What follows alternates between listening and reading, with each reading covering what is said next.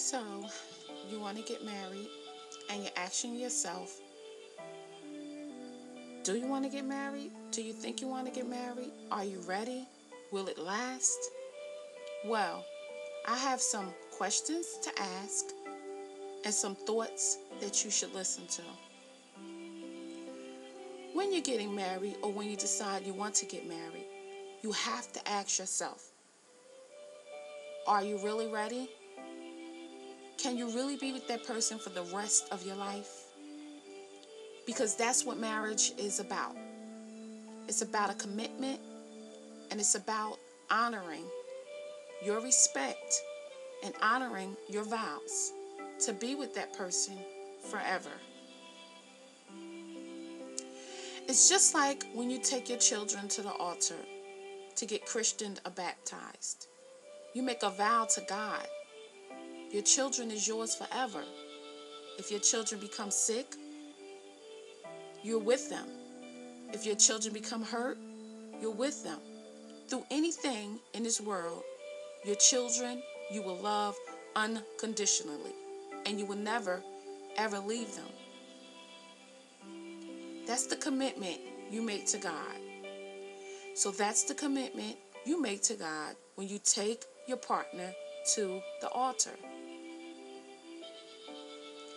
People, remember, marriage is not an event for the day. Marriage is just not a party for the day.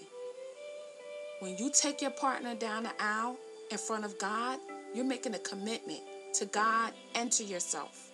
That commitment is never to be broken. God is not a toy or a tool or an event for the day. God is not something that just makes your wedding look beautiful or make it look sacred. It's supposed to be sacred. It's supposed to be an everlasting, beautiful thing. Because when you go before God, you're making a promise to God. You're making a commitment to God. You should never, ever break that promise. When you make those vows, you're making vows in front of God. You're making a commitment in front of God. You should never, ever break those vows.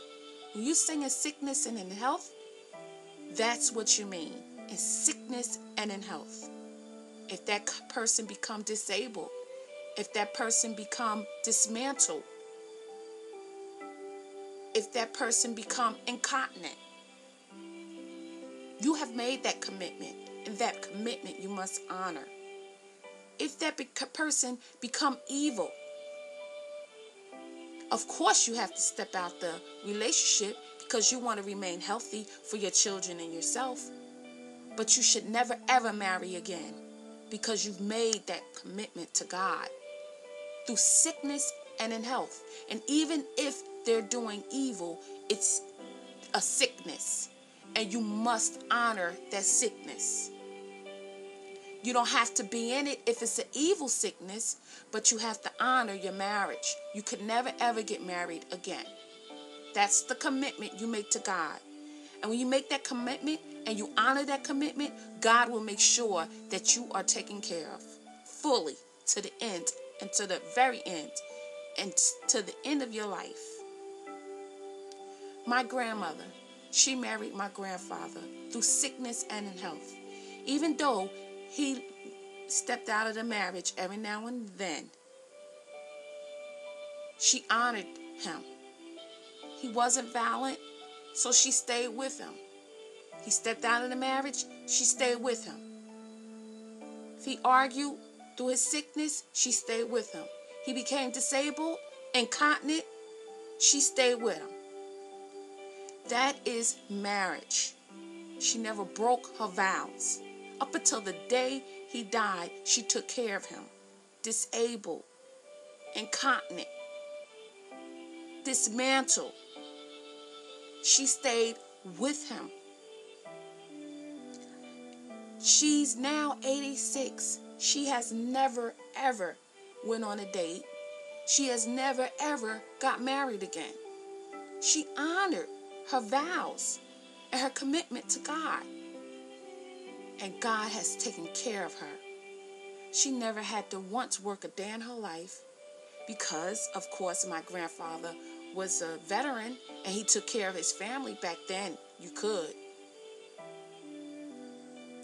But she has remained blessed. My grandmother is 86.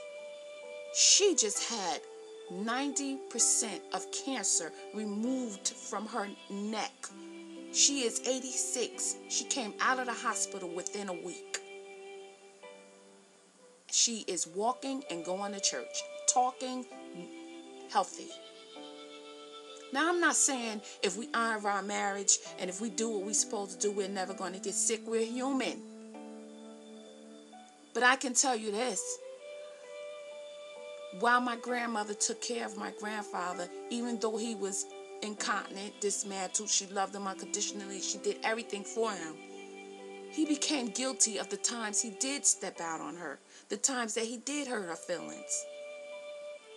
He became guilty of that because he realized how much he loved this woman, but it was too late.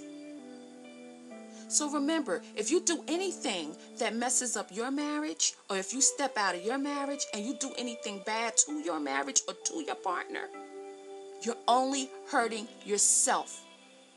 As long as your partner honor their vows and do what they're supposed to do, God will make sure that they're taken care of.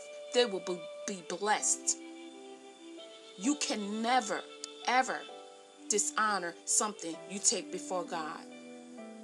It's a commitment. And if you're ready, then you have to ask yourself, can I be with this person if that person become dismantled? If I can't recognize the person totally, the facial expressions, the face that you married him or her for is gone, would you love that person for their spirit? Because their spirit is around you? Could you love someone that much that it's skin deep? Ask yourself, look at your partner. Can I be with this person if this person becomes disabled, dismantled, incontinent? If you can say yes, then I can truly say you're ready for love and you're ready for marriage. You must ask your partner the same question. If there's any doubt in your partner's mind, then I would say marriage is not for you at that time. Because the two of you have to feel this, not just one. Because you want to get into a marriage that you know the person is going to love you also unconditionally.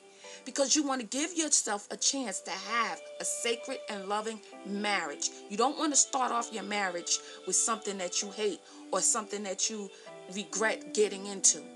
Because you know what? Again, it goes back to you walked into that church, you walked up to that priest, and you made your vows unto God before everyone. So again, I ask, are you ready? If you can say yes to some of the questions that I asked that are good, then you are ready. But if you can say no to most of those questions that I asked that are good, then you're not ready. You're not ready for good and for bad. If you can say you cannot deal with it, you're not ready. Because you have to love that person unconditionally, and that person will have to love you. And once that union happens and it becomes beautiful, then you will be in a forever lasting relationship. Love until the day you both die. That's what marriage is about.